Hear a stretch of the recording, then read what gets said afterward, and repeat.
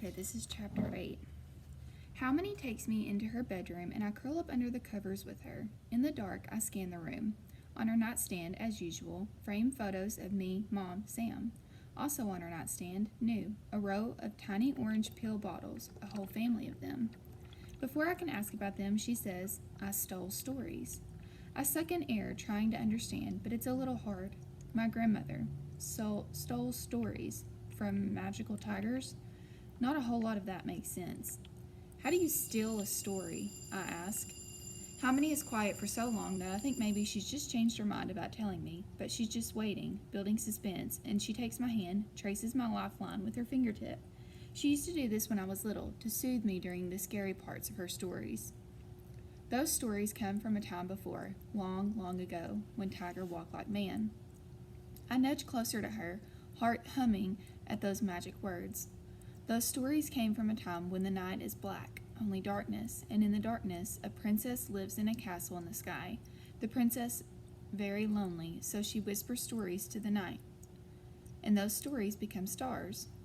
When Halmony told us to reach up and grab a story from the sky, I always thought it was just a fun game. I never thought she meant it literally. The stars are made of stories?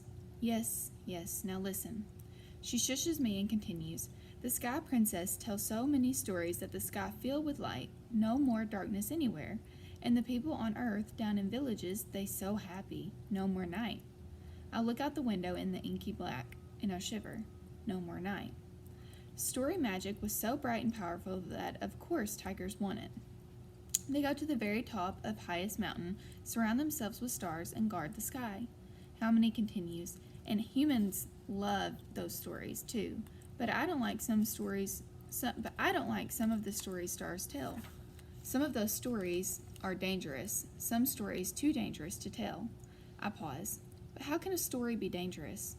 Halmony wraps her arms around me. Sometimes they make people feel bad and act bad. Some of those stories make me feel sad and small.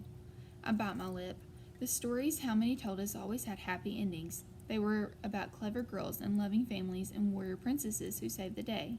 I hear my Halmony cry when she tells me sad stories, our Korean history. She says, I see my neighbors get scared.